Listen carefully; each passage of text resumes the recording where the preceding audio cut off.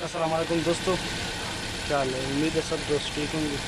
ये मेरे पास एक गाड़ी आई है, ठीक है, बेटा प्रीमियो 2004-5 मॉडल है।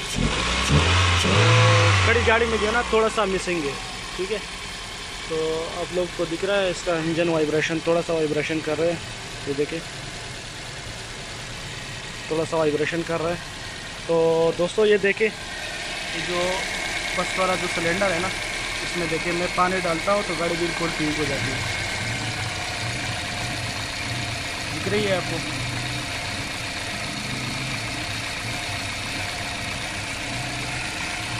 बाकी सिलेंडर बिल्कुल ठीक है। ये देखिए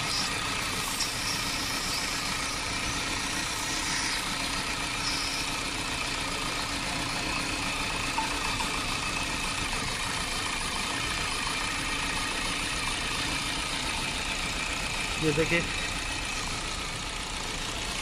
आवाज़ सुनाई दे रही है आपको। ये देखिए अभी हम लोग ये खोद रहे हैं, ठीक है। तो उसके बाद आपसे रब्ता करेंगे।